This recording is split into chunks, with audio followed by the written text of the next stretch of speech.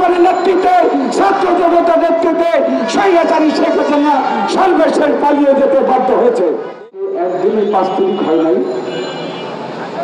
এই স্বৈরাচারী সরকার বিরোধী আন্দোলনে,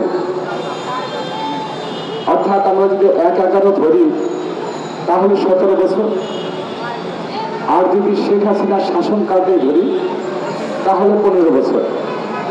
এই 15 বছরে এই স্বৈরাচারী শেখ হাসিনা ক্ষমতা আসার পরে তার বাবা শেখ মুজিব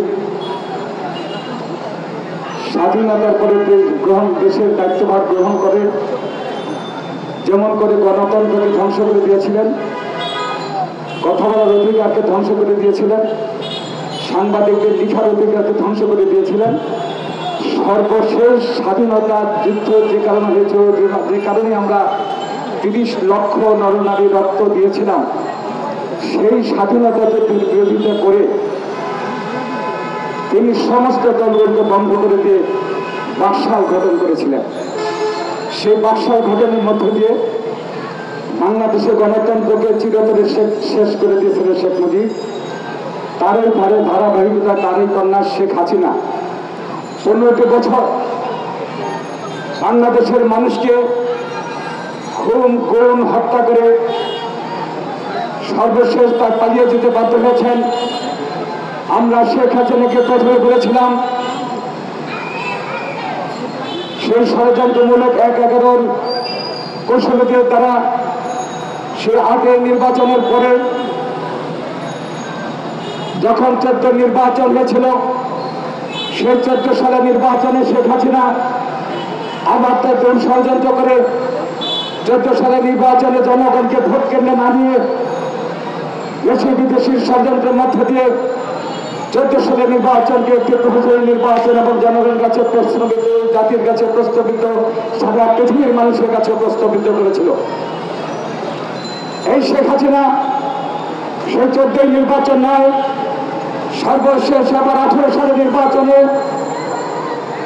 আমাদের নেতা তারেক রহমান এবং আমরা এদেশের মানুষ বলেছিল অথবা শেখ হাসিনার নেতৃত্বে যখন বাংলাদেশের বুদ্ধিজীবী সমাজ এবং বাংলাদেশের বিভিন্ন দল তার সাথেই দেখা করেছিলেন, শেখ হাসিনা সেদিন বলেছিলেন আমার প্রতি বিশ্বাস রাখুন, আস্থা রাখুন, 18 তারিখ নির্বাচনে আমার প্রতি বিশ্বাস রাখুন, আমি সেই বিশ্বাসের মধ্য দিয়ে, বিশ্বাসের মর্যাদা দিয়ে আমি একটা সুন্দর নির্বাচন করব।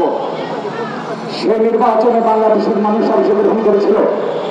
শেখ হাসিনা যখন দেখেছিলেন 18 তারিখে নির্বাচনে যদি বাংলাদেশের মানুষ ভোট কেন্দ্রে যেতে পারে তাহলে আওয়ামী লীগ 10টি আসন পাবে না, সে কারণে 18 সালে সে নির্বাচনে বাংলাদেশের মানুষ ভোট কেন্দ্রে যাওয়ার আগে মধ্যরাতে নির্বাচন পুলিশ দ্বারা এবং বিডিআরের মাধ্যমে, ইপিআরের মাধ্যমে, পুলিশের মাধ্যমে এবং বিডিআরের মাধ্যমে সুকৌশলে দিনের ভোট রাত্রে, যেটা আমরা বলি মধ্যরাতের নির্বাচন, মধ্যরাতের ভোট ডাকাতের নির্বাচন। আপনারা দেখেছেন কেন 5 তারিখ সৃষ্টি হয়েছে, কেন 5 তারিখ আজকে জাতির কাছে, ইতিহাসের কাছে 5 তারিখ নামে তারিখটা একটা দালিলিক প্রমাণ হিসেবে থাকবে। শুধু 5 তারিখ নয়, শেখ হাসিনা ধীরে ধীরে গণতন্ত্রকে হত্যা করার জন্য এবং চিরতরে দেশকে তার করার রাজ্যে পরিণত করার জন্য ইলিয়াস আলী থেকে শুরু করে প্রায় আমাদের 1000 নেতাকর্মীকে গুম করেছে, খুন করেছে। সর্বশেষ গত 7 জানুয়ারি নির্বাচনে আমরা যে নির্বাচন পেতে একদিন 28 অক্টোবরের সমাবেশ দেখেছিলাম, সেই সমাবেশকে প্রতিহত করেছে কতি স্বৈরাচারী পুলিশ দ্বারা। সেই সমাবেশের পরে আমাদের অনেক নেতা কর্মীকে হত্যা করেছে, অনেকের বিরুদ্ধে মামলা দেওয়া হয়েছে, 7 লক্ষ নেতা কর্মীর বিরুদ্ধে মামলা দেওয়া হয়েছে। গণতন্ত্র বলতে বাংলাদেশে ছিল না, কথা বলার অধিকার ছিল না। ঠিক সেইভাবেই আমার ধারাবাহিকতার মধ্য দিয়ে এদেশের ছাত্র জনতার মধ্য দিয়ে আরেকটি সুর, আরেকটি পদধ্বনি রাষ্ট্র অধিকার আন্দোলনে, সেই অধিকার আন্দোলনের মধ্য দিয়ে জাতি ধর্ম নির্বিশেষে একদিকে তারেক রহমানের নেতৃত্বে বাংলাদেশের 64 দল, আরেকটি ছাত্র জনতার নেতৃত্বের মধ্য দিয়ে এদেশের সরকার পতন আন্দোলন শুরু হয়েছিল। সেই সরকার পতন আন্দোলনের মধ্য দিয়ে সর্বশেষ শেখ হাসিনার পালিয়ে যেতে বাধ্য হয়েছে। আমরা শুরু থেকে যে কথা বলেছিলাম, শেখ হাসিনা গণতন্ত্রের জন্য, আমরা বলতে চাই তারেক রহমানের নেতৃত্বে গণতন্ত্র শুরু হয়েছে। ইলিয়াস আলীকে খুন করো, যত খুন করো, বাংলাদেশে তোমার অস্তিত্ব থাকবে না।